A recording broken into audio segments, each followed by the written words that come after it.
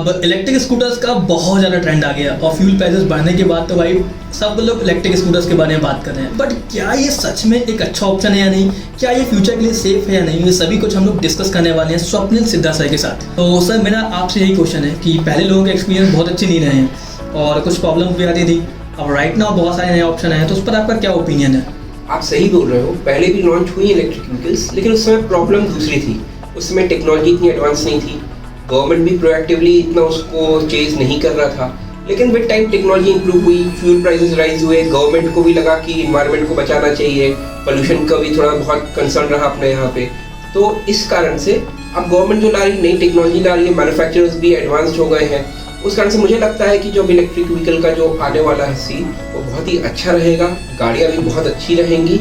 लेकिन हाँ, सब चीज़ें के प्लस माइनस होते हैं। अपन आगे वीडियो में देखते हैं उसको अपन क्या सही रहेगा क्या गलत रहेगा। मेरा आपसे सही क्वेश्चन है सर, जो अभी नई गाड़ियाँ आने वाली हैं उनकी प्राइसिंग क्या अट्रैक्टिव रहेगी और क्या प्राइसिंग एक्सपेक्टेशन है आपकी, और गवर्नमेंट से सपोर्ट रहेगा, सब्सिडी वगैरह मिला के सब कुछ कट करके क्या प्राइसिंग है? मुझे लगता है अभी जो गाड़ियाँ आएंगी वो थोड़ी सी हायर साइड ही रहेगी, क्योंकि टेक्नोलॉजी में जब पैसा लगा है तो ऑब्वियस सी बात है थोड़ी गाड़ी अच्छी क्वालिटी की आएगी, टेक्नोलॉजी वाइज एडवांस रहेंगी, तो प्राइसिंग हायर होगी।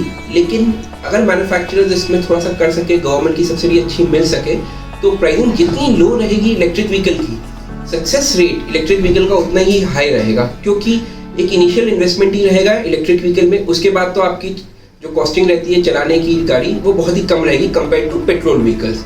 तो जितनी लोअर रहेगी प्राइसिंग उतना ही सक्सेस रेशियो हाई रहेगा व्हीकल का। ये बात तो मुझे भी सही लग रही है, क्योंकि आपको ही पता है सबसे ज़्यादा बाइक्स अगर हम बात करें सेल होती है तो इंडिया में कम्यूटर सेगमेंट में ज़्यादा सेल होती है। कम्यूटर सेगमेंट मतलब 110 सीसी वाला, 100 सीसी वाला, 125 सीसी वाला, तो ये अराउंड 80,000 90,000 के अराउंड BS6 में आता है।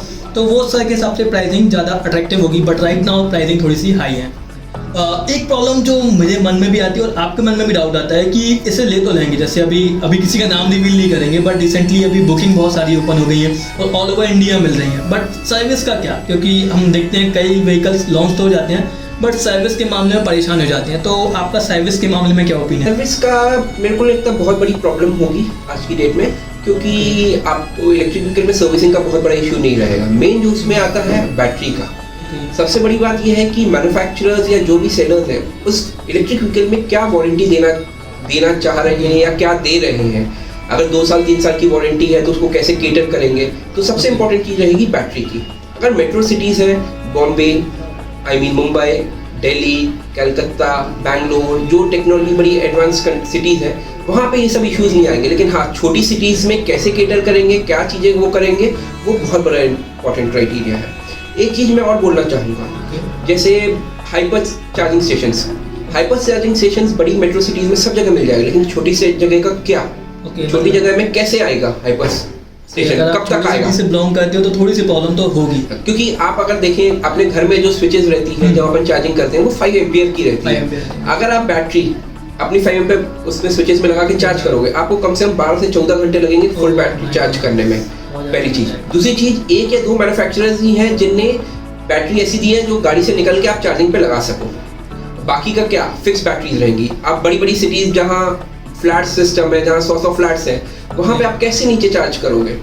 मैंने आपको बताया कि घर में जो बैटरी का है 5 एम्पियर है। हाइपर चार्जिंग स्टेशन नहीं आएंगे तो आप 12 घंटे 14 घंटे कैसे आप बैटरी चार्जिंग उस पर आप करोगे? तो सबसे इंपॉर्टेंट ये है कि हाइपर चार्जिंग स्टेशंस होने चाहिए। जितने ज़्यादा वो होंगे सक्सेस रेशियो उतना जल्दी होगा। तो गवर्नमेंट को ये करना चाहिए, हाइपर चार्जिंग स्टेशंस जल्दी डेवलप करे, तो जिसमें सेल बढ़े और कस्टमर्स को और सभी अपने को फ़ायदा मिले और पोल्यूशन भी कम हो। एक चीज़ जो हमने टाटा नेक्सॉन के साथ देखी है, वहाँ पर सब्सिडी मिल जाती है इलेक्ट्रिक व्हीकल होने के कारण। तो दिल्ली में मिलती है और आपको प्राइसिंग काफ़ी कम पे करना पड़ता है, अच्छा खासा डिस्काउंट देखने मिल जाता है। तो 2 व्हीलर्स की बात कर रहे हैं यहाँ पर हम लोग, तो आपका इस पर क्या ओपिनियन है? जो इलेक्ट्रिक स्कूटर्स हैं उनमें सब्सिडी का कोई प्लान ऐसा कुछ गवर्नमेंट का है, या अगर आपके नॉलेज में है तो मुझे बताइए। गवर्नमेंट जरूर सब्सिडी दे रही है इलेक्ट्रिक व्हीकल में, एंड बहुत सी जगह गुजरात और सब जगह सब्सिडीज मिलना भी चालू हो गया है। लेकिन इसमें एक जो पॉइंट नोट करना चाहिए, मुझे नहीं मालूम कितने लोगों को मालूम है नहीं मालूम है, कि एक बार आदमी एक ही गाड़ी पे सब्सिडी ले सकता है। समझिए उसने ए कंपनी से गाड़ी ली है इलेक्ट्रिक व्हीकल, तो उसमें उसको सब्सिडी मिल जाएगी। लेकिन उसके बाद बी कंपनी, सी या डी कंपनी उसी अपने नाम पे लेना चाहेगा तो उसको सब्सिडी नहीं मिलेगी। एक और इसमें जो मुझे लगता है कि प्रॉब्लम हो सकती है, जो मैन्युफैक्चरर्स हैं, सेलर्स हैं, उनको सब्सिडी कस्टमर्स को पास ऑन करना है। वो अपनी जेब से तो देंगे नहीं, गवर्नमेंट से क्लेम करना पड़ेगा, पेपर वर्क और बाकी चीज़ों में बहुत टाइम लगेगा। तो आप ये समझिए कि अगर एक सेलर या मैन्युफैक्चरर 100 गाड़ियाँ भी बेचता है महीने की, तो सब्सिडी अगर 50,000 रुपये भी है तो 50 × 100 आपका बहुत बड़ा अमाउंट हो जाता है। तो वो उसका पैसा उतना जाम रहेगा, उसको इंटरेस्ट कॉस्ट लगेगा, उसको इतना झेलने का वो हो जाएगा। तो ऑब्वियस सी बात है, बैंक को इंटरेस्ट देगा, कुछ ना कुछ करेगा। तो एक बहुत बड़ा गवर्नमेंट को इसमें थोड़ा सा दिखाना चाहिए, इसको लाइजनिंग करनी चाहिए कि कैसे इसको कम से कम पीरियड किया जाए जिसमें इसमें मैन्युफैक्चरर्स का भी फायदा हो, गवर्नमेंट का भी फायदा हो, कस्टमर्स का भी फायदा हो। तो तीनों को साथ में लेके इसको कैसे इंप्रूव किया जाए, गवर्नमेंट को इस बारे में थोड़ा सोचना चाहिए और जिसमें मैन्युफैक्चरर्स का कम से कम पैसा फंसे। मतलब आपके ओपिनियन से मुझे ये समझ में आया कि जो फर्स्ट टाइम बायर हैं, जो फर्स्ट टाइम इलेक्ट्रिक ले रहे हैं, इलेक्ट्रिकल स्कूटर में स्विच कर रहे हैं, तो उनको प्रॉब्लम नहीं होगी इलेक्ट्रिकल स्कूटर या बाइक, क्योंकि डिवॉल्ट की बाइक भी आने लगी है। इलेक्ट्रिक स्कूटर और बाइक दोनों ही इंडिया में अवेलेबल हैं। तो उसमें स्विच करने में अगर आप फर्स्ट टाइम बायर हैं, फर्स्ट टाइम इलेक्ट्रिक में स्विच कर रहे हैं, तो आपको अच्छी खासी सब्सिडी मिल जाएगी। बट यस, अगर आप एक बार ले चुके हैं, अगेन आप दूसरी बाइक लेने का प्लान कर रहे हो, तो ये थोड़ा सा डिफिकल्ट रहेगा। आपको घर के किसी और मेंबर के नाम से जैसा ले और ये भी नहीं पता, अभी हो सकता है कि 3 साल बाद आप ले सकते हो, 4 साल बाद, अभी इसका भी क्लैरिटी नहीं है, टाइम रिवील नहीं किया गया। मतलब हम लोगों ने ब्लॉग बहुत सारे पढ़े ढूंढे, कोई भी क्लैरिफिकेशन अभी तक हम लोगों को नहीं मिला। एक और आपसे बहुत बड़ा एक सभी के मन में डाउट है, देखिए इलेक्ट्रिक व्हीकल है तो इसमें बेसिकली 2 पार्ट्स ही बहुत काम के होते हैं। एक होता है मोटर, दूसरा होता है बैटरी। अब मोटर की बात करें तो मोटर आजकल बहुत अच्छी क्वालिटी की आने लगी है, तो ऐसा कोई खास प्रॉब्लम मुझे नहीं लगता फ्यूचर में आप नोटिस करेंगे अगर आप अच्छे मैन्युफैक्चरर से अच्छी प्राइस पर परचेस करते हैं। बट यस, अगर आप बैटरी की बात करो तो बैटरी बहुत बड़ा पार्ट प्ले करती है और काफ़ी बड़ा पार्ट अगर प्राइसिंग से कंपेयर करें तो रहता है बैटरी का। तो सर आपका इस पर क्या ओपिनियन है? ये आपने बहुत सही बात बोली है। इलेक्ट्रिक व्हीकल में सबसे इम्पोर्टेंट चीज़ है बैटरी। बैटरी अगर ख़राब हो गई तो आपका 60 से 70% जो कॉस्ट है आपकी गाड़ी की वो ख़त्म हो गई। इसलिए मैंने आपसे पहले भी डिस्कस किया कि वारंटी बहुत मेजर रोल प्ले करेगा। कि आपको 5 साल की वारंटी मिल रही है बैटरी पे, 10 साल की वारंटी मिल रही है, 2 साल की मिल रही है। क्योंकि आप ये मानिए किसी भी इलेक्ट्रिक व्हीकल 2 व्हीलर में अगर बैटरी ख़राब होती है तो लगभग 50,000 से 70,000 रुपीज़ आपको खर्च करने पड़ेंगे अगर वारंटी से बाहर हो गई तो। क्या कस्टमर्स रेडी हैं वो पैसा एक बार में देने के लिए?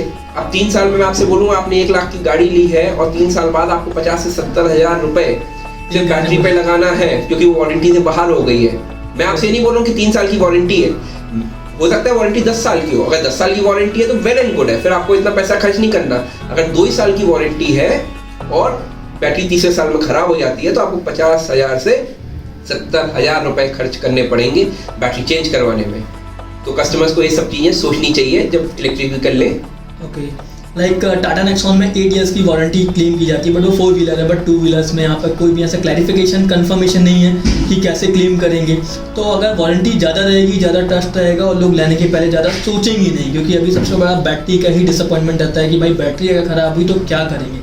और हमारे यहाँ जैसे एक मिथ है कि मोबाइल को ओवर चार्ज करने से बैटरी ख़राब होती है, तो उसमें ये प्रॉब्लम होगी कि नहीं होगी, अभी इस बारे में कोई रिवील नहीं किया गया है। और ये लॉन्ग टर्म यूसेज में ही पता चलेगा कि गाड़ी की जो बैटरी है वो लॉन्ग टर्म में कितना अच्छा परफॉर्म कर रही है। सो फाइनली सर आपसे मैं ऑनेस्टली ओपिनियन जानना चाहूँगा कि आपका ओवरऑल, अगर मैं ओपिनियन बोलूँ, अगर मैं बाइक या स्कूटर लेने का प्लान करता हूँ तो आपका इस पर क्या ओपिनियन रहेगा मेरे लिए? मेरे हिसाब से तो इलेक्ट्रिक व्हीकल बहुत ही अच्छी चीज़ है। आप अगर वैसे देखा जाए तो अपने नेचर के लिए भी अच्छा है।